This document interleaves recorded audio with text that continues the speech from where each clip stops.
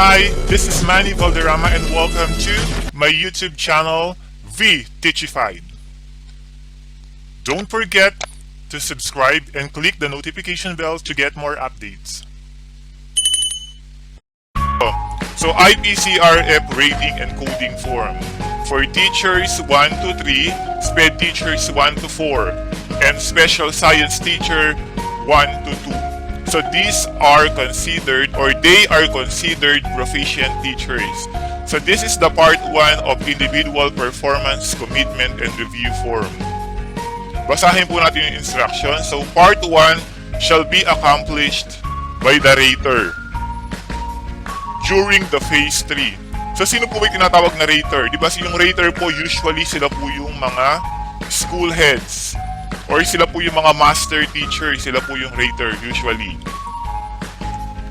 Performance review and evaluation of the RPMS cycle. Fill in empty cells, white, with needed information about the teacher, school, and division. Okay, ibig sabihin daw po dito, teachers, lahat daw po ng mga cell na naka-white, sila lang daw po yung mga pwede natin na mataypan or ma-encodean ng mga information na kailangan natin. Okay, so punta na po tayo sa pag-fill out ng form. So una po dito makikita nyo sa may first column of the form. May nakalagay po dyan, i-scroll down lang po natin, scroll down. Sa pinakaunang cell po makikita natin is the name of employee. So doon po sa may name of employee, dapat naka all caps po siya. All caps, tapos po dapat magsisimula siya sa last name, first name, and middle initial. So for example po, ang name of employee or name of ratee po is Rizal. Okay, so dapat po capital letter siya lagi. Rizal, comma, space, Jose, space, P. Yan po, capital letter, nag-start po ako sa last name, first name, at middle initial. And then yung position po na yung sa Rizal, for example. So, pili lang po kayo dun sa may drop-down option. Meron po yung mga options. So, for example, si Rizal ay teacher 1. So, lagay po natin teacher 1. So, kung si Rizal ay teacher 3, so, i-click nyo lang po ay teacher 3. Pero meron dito po nagbabago yung form ni proficient teacher to highly proficient teacher. So, paano po nagbabago yun? So, pag inilagay niyo po halimbawa si Master Teacher 1, ang position ng si Rizal ay Master Teacher 1, magpapalit po yung form niya, magiging color blue. Automatic po siyang magiging color blue. So, yan po yung para sa mga highly proficient teachers like Master Teacher 1 to 4, SPED Teacher 5. Ito po yung for highly proficient teacher form.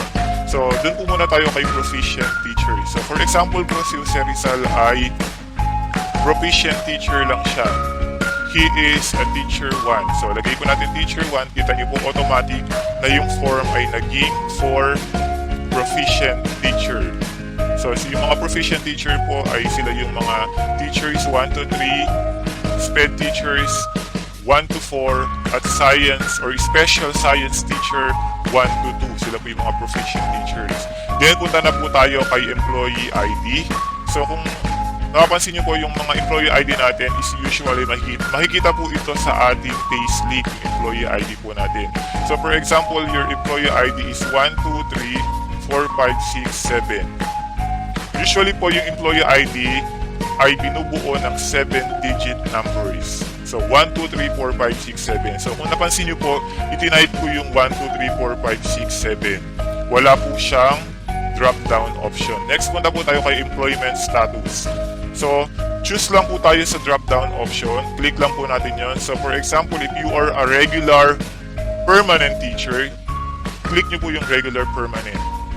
Mapupunta na po siya automatic doon. Hindi nyo na po kailangang mag-type. Just select from the drop-down option. Next, punta po tayo sa age. So, for example, you are 28 years old. So, kung nakita niyo po dito may mga age bracket. Under 25 years old, 25 to 30, 31 to 35, and so on and so forth. So, gaya nga po ng sabi ko, for example, ikaw ay 28 years old. So, i-click nyo lang po yung age bracket na 25 to 30. Ano lang po yung gawin natin. And then, sa sex po tayo, sex is male or female lang po. Click lang yung downward arrow. May makikita kayo dyan na drop down option. So male, lagay natin sa Rizal. Level taught. So dito po sa level taught, kung hindi ako nagkakamali, ito po yung tungkol sa ikaw ba ay elementary teacher or secondary teacher. Yun po yung nilalagay dito. Wala po kasing drop down option kung ano. Pero I guess or I believe dito po yung elementary or secondary level yung school nyo. And then sa grade level taught, meron po ditong options again. So for example, you are a grade 5 teacher, pili lang po kayo sa may drop down option. So grade 5 ilagay natin. For example, si Jose Rizal ay grade 5 teacher, lalagay ko po doon grade 5. Then subject taught, ano ba yung tinuturo ni Jose Rizal? So for example, he is an elementary teacher. Siyempre po, ang ilalagay po natin dito ay all subjects. Kasi di po ba, alam naman natin na pag elementary teachers, lahat ng subject, itinuturo po natin. But, if you are a secondary teacher, di ba meron po silang major of specialization. So, ang gagawin nyo lang po dito, mamimili lang kayo sa mga drop-down option. So, for example, ikaw ay English major, you are an English teacher. So, piliin nyo lang po dito ay English. Pero halimbawa po, kung ikaw ay elementary teacher, syempre po ilagay nyo dito ay all subjects kasi lahat po tinuturo natin. Next muna lang po tayo sa second column, rater po. So di ba usually po si rater, usually sila po yung ating school head or sila yung ating master teachers. So dito po sa may rater, meron pong format yung name. Dapat daw po naka-type siya in capital letter at dapat po magsisimula siya sa last name, first name, and middle initial. So halimbawa po ang ating observer or ang ating rater, ang pangalan niya ay Mercedes. Capital letter po dapat, Mercedes, comma, space, Marimar, space, T. Okay, capital letter po lagi ha. Yung rater tsaka yung rating natin, capital letter and should start with the last name, first name, and middle initial. Then position po ng ating rater. Di ba usually po ang ating mga rater or observer ay principal, head teacher, assistant principal, or master teacher. So for example po, ang nag-observe sa inyo ay principal 1.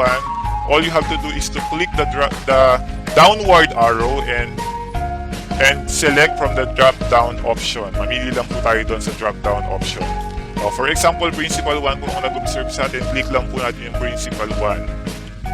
And then the date of review. So sabi daw po dito yung date of review dapat daw po ay mag-i-start daw po dapat siya sa February 1, 2020. Doon po dapat mag-i-start. So ibig sabihin po pag ang nilagay natin dito ay January 5 for instance, hindi po siya tatanggapin ng electronic file. Kasi ang sabi po dito, ang direction or instruction po ng file ng format na to, dapat daw po yung date of review mag-start from February 1, 2020. So, meron pong format yung date of review. Dapat magsisimula siya sa year, month, and day. So, ilagay po natin halimbawa yung January 5, 2020 para malaman lang po natin kung ito yung sinasabi ko. So, January 5, 2020. So, mag-start po tayo sa year 2020, tapos January 5, 2020. So, as you can see po, ang sabi po ng electronic na format, date must start from February 1, 2020. So, i-retry po natin. So, gawin po natin siyang, instead of January 5, 2020, gawin po natin siyang March 5, 2020.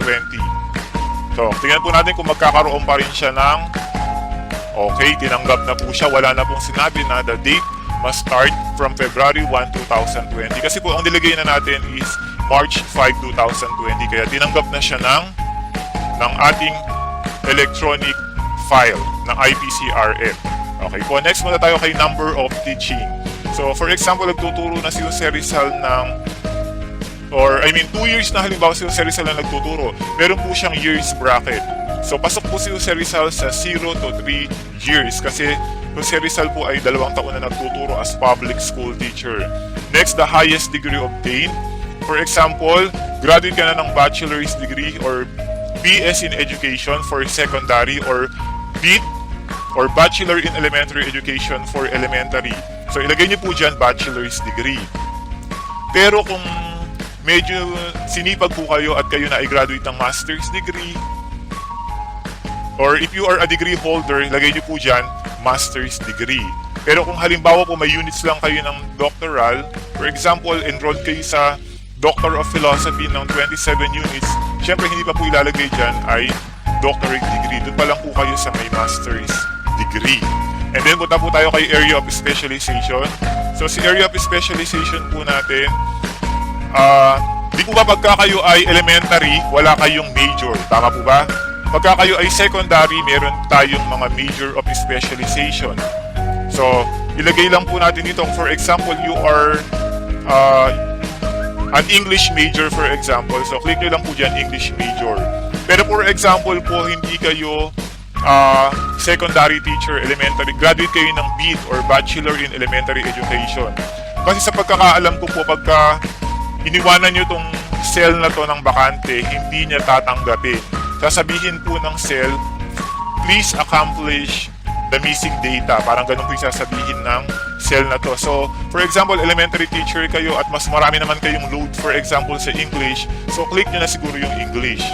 Okay, so punta po tayo sa third column ng electronic IPCRF form. So, sa third column po, kung nakikita nyo, meron po siyang nakalagay na region. So, meron pong drop-down option doon. Pili lang po tayo sa may drop-down option. Makikita nyo po sa mga options doon, merong National Capital Region, Cordillera Administrative Region, Ilocos Region. So for example, galing po kayo from Region 3 or Central Luzon. Click lang po natin yung Region 3 Central Luzon. Pero kung galing kayo ng NCR, lagay nyo lang po yung NCR doon. Ito po yun. Makikita po dyan, i-just scroll down or scroll up nyo lang po yung bar. Makikita nyo yung mga region po natin. And then punta po tayo sa division. So as you can see po sa division, wala pong nakalagay na drop-down option. Kasi po masyadong maraming division sa ating bansa. So all you have to do is to type lang po yung division. So for example, galing kayo sa division of Nueva Ecija. Ayan po, type nyo lang po yung Nueva Ecija. And then, district or municipality. Saan po kayong galing na district or municipality? For instance, galing kayo sa district of Llanera. And then, followed by the school ID. Wala rin po siyang drop-down option. Lagay lang po natin yung school ID natin. 10, 54, 55. For example po, yan po yung number ng ID natin, ng school ID. 10, 54, 55. Ito pong mga information na to, ano lang po ito, mga example lang po. Hindi po ito totoo. Next po is the school name. For example, Jose Rizal Elementary School. So bakit po nilagay ko Jose Rizal Elementary School? Kasi po si Jose Rizal, di ba, elementary teacher ka, kaya Jose Rizal Elementary School. So for example po, teacher kayo from secondary level, so lagay niyo po dyan, lagay niyo po dyan ay Jose Rizal National High School. So doon lang po tayo magkakaiba. Kung teacher kayo ng secondary, Jose Rizal National High School. Pero kung elementary, Jose Rizal Elementary School. Then, lagay nyo din po yung school type dito. Anong type ng school nyo? Is it urban or rural? So, kung click nyo lang po kung rural, then click nyo lang po kung urban. Then, the school size. So, choose from the drop-down option. So, kung yung school nyo ay kasali sa small category, click nyo lang po yung small. So, paano daw po ba natin malalaman kung small category or medium category school tayo? Di ba usually po dun po natin nakikita yan sa pagtatanggap tayo ng PBB or the performance-based bonus kung saan tayo naka-categorize. So yung school po namin halimbawa ay nasa small school category.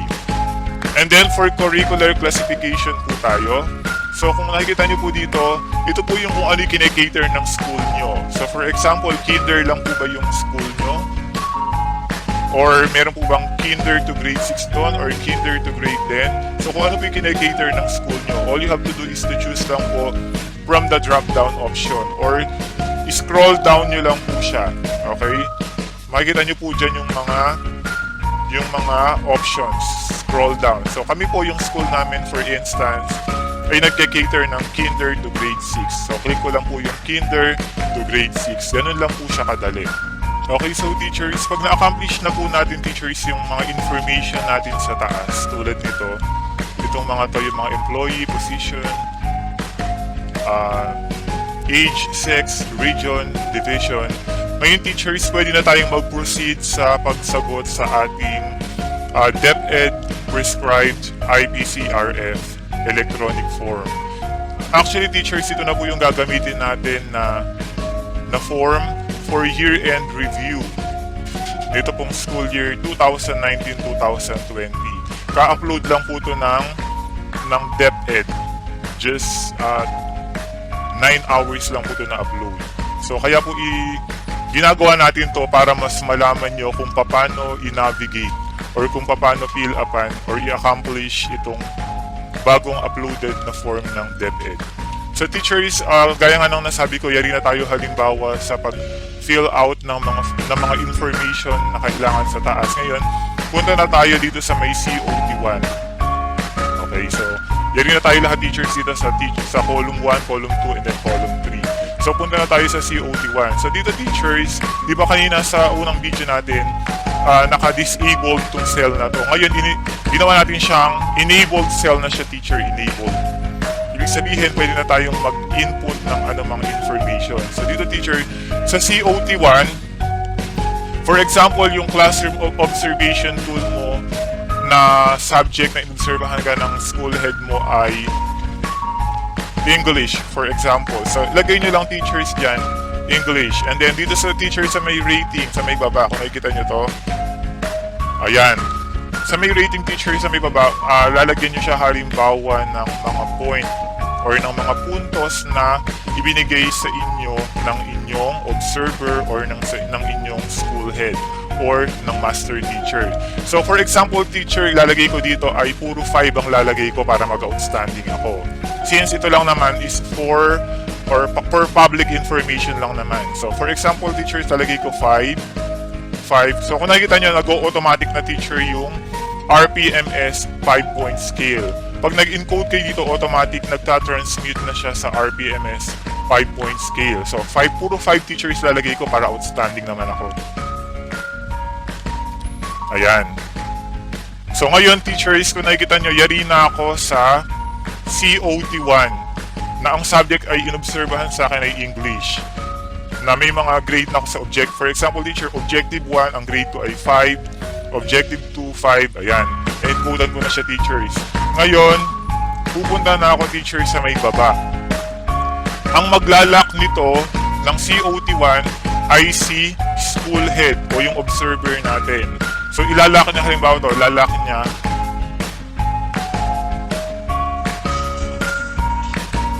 So ilalak teacher, kaya nga lang sabi daw nung ilalak ko na siya, meron daw kulang na information, yung date of observation. Ayun, kulang nga teacher yung date of observation ko. So kailangan i-fill out ko muna to, yung date of observation. Kailan ba ako inobserbahan? So for instance, na-obserbahan ako teacher ng nung COT1 ko ay July 7, 2010. So teachers, meron siyang format ha, huwag niyong kakalimutan. You should start encoding sa year. So 2020 month, July, and then July 10, 2020. Ayan, ganyan teachers yung format ng date ha, ng date of observation. Ganyan dapat. So July 10, 2020, dapat magsisimula siya sa year, month, and day. Tapos pwede na siyang ilak ng ating observer or ng ating school head. Tandaan nyo teacher ha, ang maglalak nito ay school head or yung observer nyo. Okay, ilalak na natin. Ayaw siyang mag-lock. Ayun. So syempre teachers, as you can see, pagka nag-lock tayo, sabing ganon, the rater must enter a password. Minimum 6 characters. Okay, so ibig sabihin teachers, pag ang nilagay nyo dyan ay 4 characters lang, hindi tatanggapin to ng electronic file natin. So lagyan natin, halimbawa si school head ko, lalagyan niya ng password yung aking COT1 na ayan. Okay, so dapat it should be at least 6 characters, teachers, para tanggapin. So i-go natin. Okay, always remember, teachers, that si school head or si observer ang maglalagay ng password. Okay? Go natin. Okay, so as you can see, teachers, nakalock na yung COT1 natin. Ngayon, pwede na tayong mag-proceed kay COT2. Okay, punta tayo sa may taas. Kung nakita nyo teachers, yung COT1 ay nakalock na. Si school head or si rater lang teachers ang mag-set ng password at maglalak dito sa may COT1 natin. So after natin na ma-accomplish yung COT1, pupunta na tayo kay COT2. Okay, so for example, nung COT2 nyo, teacher, inobserbahan ka ni school head or ni observer anong subject. Since, di ba kunwari elementary teacher tayo, inobserbahan ka halimbawa sa science. Okay? So, lagay natin sa COT2 ay science, and then lagay sa rating. For example, ang nakuha mong rating ay 5 again para outstanding tayo. So, as you can see, automatic na nagtatransmute sa RBMS 5-point scale. So, yung rating mo na 5 is equivalent to 3. So, 5 din nakuha mo. 5 again. 5. 5. Okay, 5 din dito, teacher. 5. Ito yung sa may COT, ha? Teacher, para nagkakalinawan tayo ng COT number 2. Okay, so, bawa na-accomplish ko na yung COT2, na-accomplish na, na-type na natin, na-encode na natin ng numeric value. Ngayon, lalagay natin, teacher, kung ano ulit na date of observation. Anong date tayo na-observe? Ni school head or ni master teacher or ni observer. So, lagay natin dito, teacher, halimbawa ay September 10, 2020. So, syempre, yung format ng date natin, always remember na magsisimula sa year muna tayo, teachers. Year followed by month. So, September is 9/09/10. Okay, so September 10, 2020. And then, ilalock ulit ito ni observer or ni rater. So, ilalock niya ulit. At magseset siya ng password dito sa paglalak niya. Okay, so okay, always remember, teachers, that si rater ang magseset ng password dito, ha? Hindi kayo, hindi yung ginratean or hindi yung nirate. Okay, so as you can see, yung ating COT number 2 nakalock na rin. Katulad ng COT number 1, nakalock na sila. And yung COT number 3 tsaka COT number 4, hindi pa siya nakalock. So ngayon, next na i-accomplish natin or i-fill out natin is COT number 3. Okay, so anong subject kayo in-observe ni school head ng COT number 3 natin? So for example, in-observe kayo sa mathematics. Okay, mathematics tayo halimbawa. Lagay niyo yung subject sa COT 3 and then lagay niyo ulit, teachers, kung ilan yung ni-rate sa inyo ni school head. Okay? So for example, ni-rate sa inyo ni school head dito. Okay, tingnan nyo. Rating must be a whole number from 3 to 7. So for example, ni-insert tayo ni school head 7, 7, 7, 7 ang nilagay natin. Okay? Nung COT number 3, naka-7 na tayo. Perfect na tayo. So, ngayon, after nating ma-accomplish or ma-fill out yung COT number 3, ang nilagay kong ang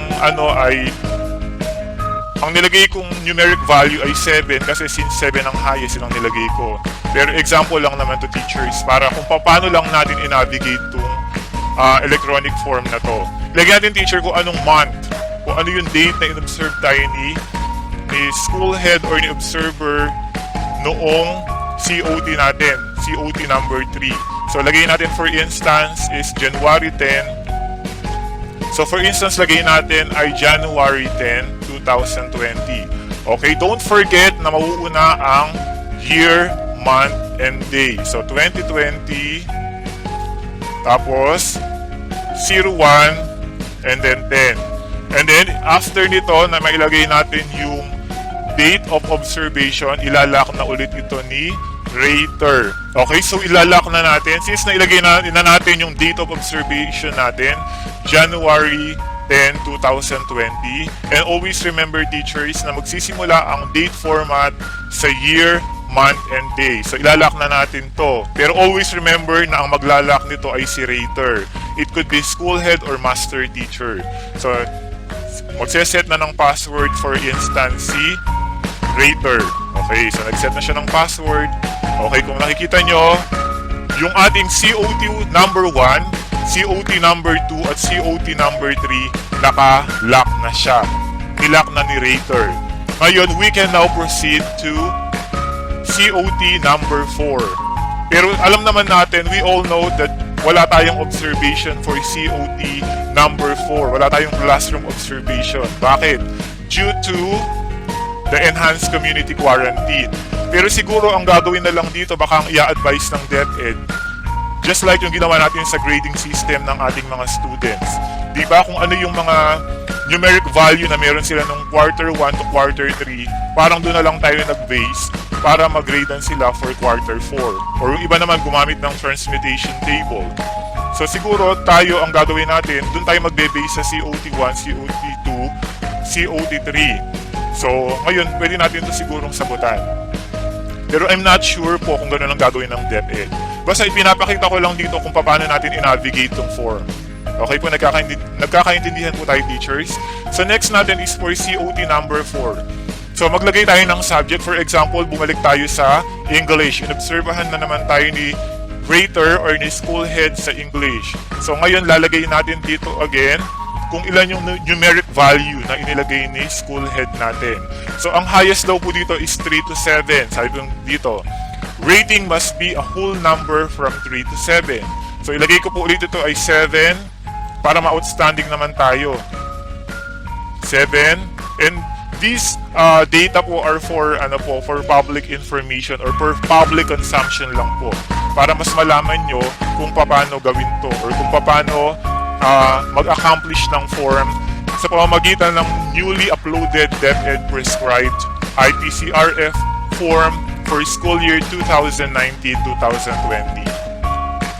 Okay, so ngayon po, after nating ma-fill out or ma-accomplish yung COT number 4, ilagay po natin yung date of observation ni Rater natin. So for instance, ang date of observation niya is February 10, 2020. Okay, remember po, always begin with the year. So 2020, 02, 10. Okay, and then ilalak na po ni Rater. Okay, always remember po si Rater ang maglalak nito. Okay.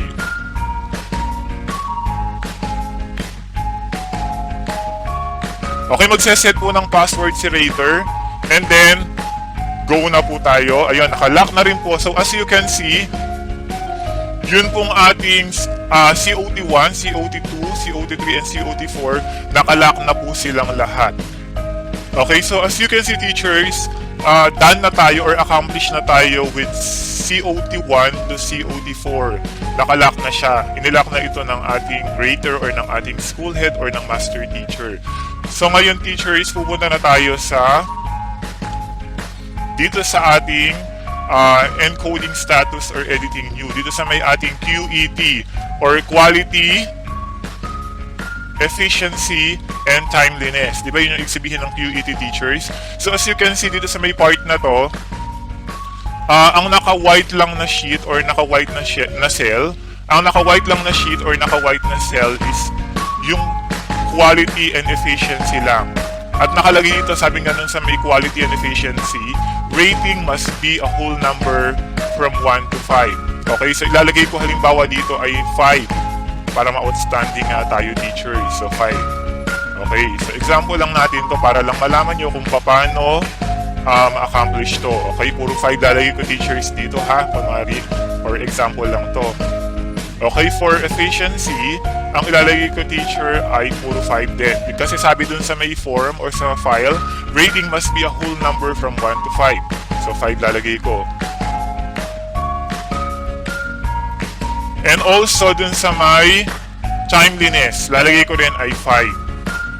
Rating must be a whole number from 1 to 5.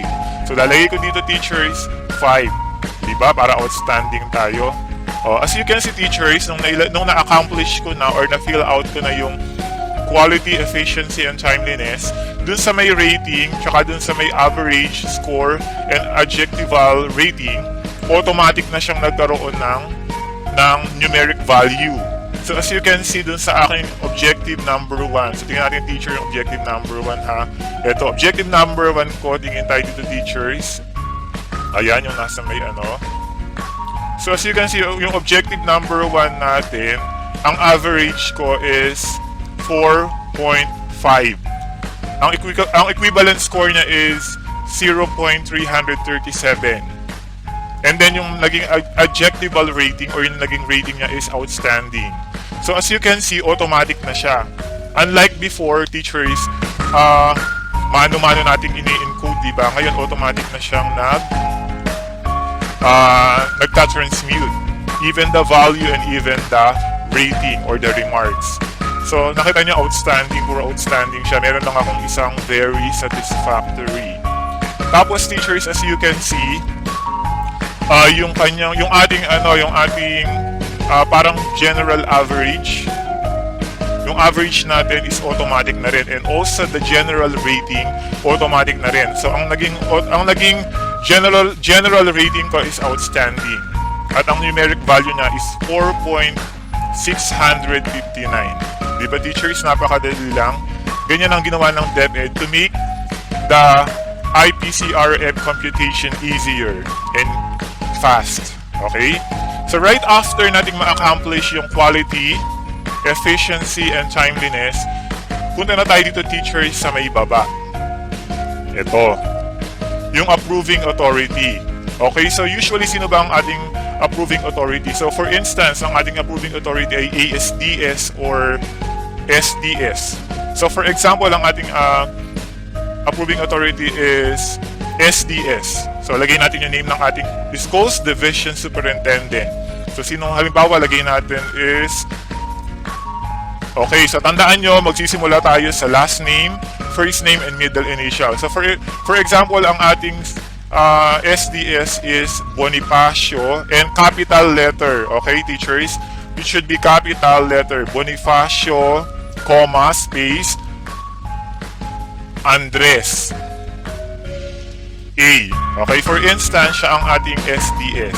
Magsisimula sa surname, first name, and middle initial. Okay, middle initial lang siya, teachers, ha. You don't need to type middle name. And then sa baba niya yung kanyang designation. So lagay natin dito is, pwede naman na sigurong yung parang acronym niya or yung abbreviation. So SDS, yung acronym, is meaning Schools Division Superintendent. Okay, right after this, teachers, done na tayo with the form, with the encoding form. Tingnan natin muna lahat, teachers, ha, para i-double check natin kung done na nga tayo. Okay, so yari na tayo, teachers, sa ating buong form. Ngayon, pupunta na tayo sa note. Okay, bigyan natin yung note, teachers, sa baba, ha. When COT and QET ratings are encoded, click Finalize Part 1. Give the file copy to the teacher. Okay? Teacher shall accomplish Part 2 and 4. Ayun. So, finalize natin, teacher, ito. Finalize.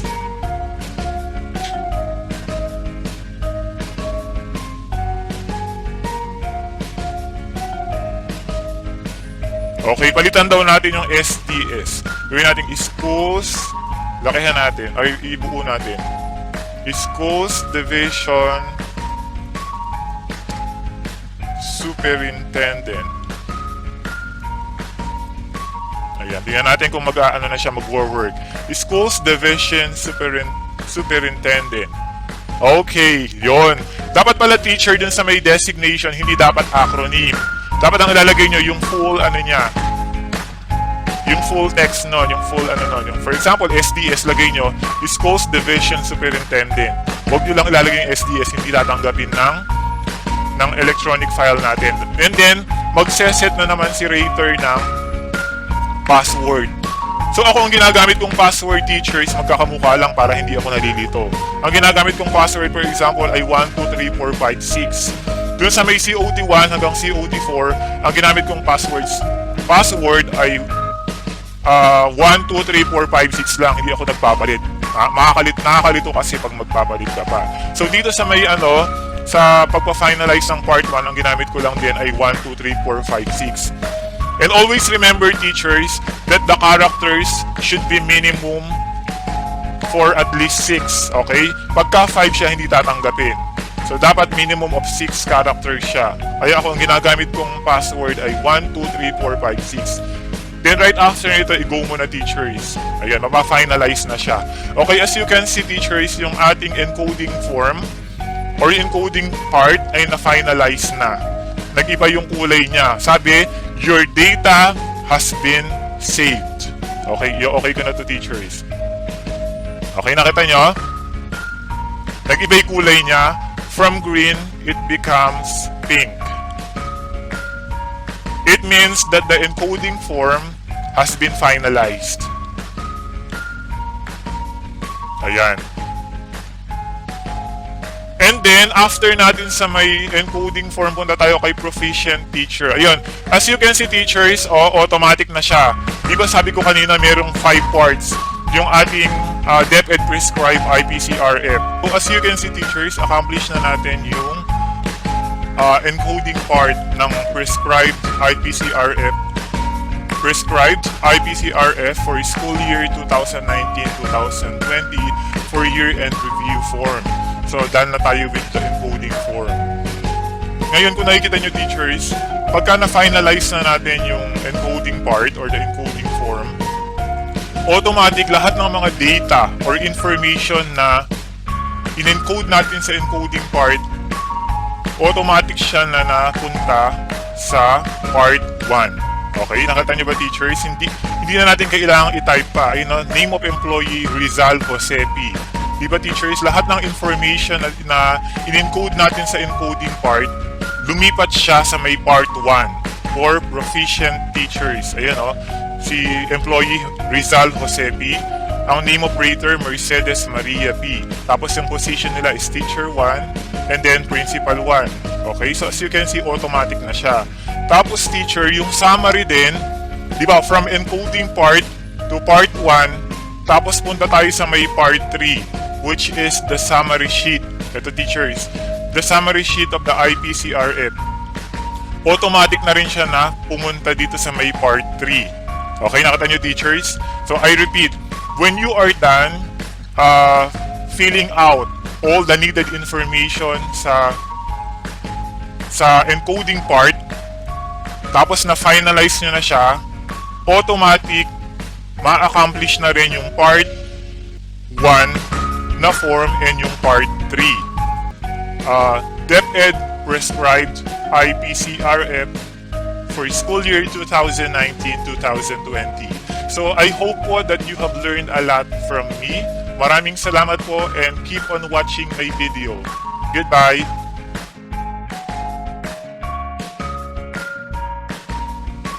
Don't forget to subscribe and click the notification bell to get more updates.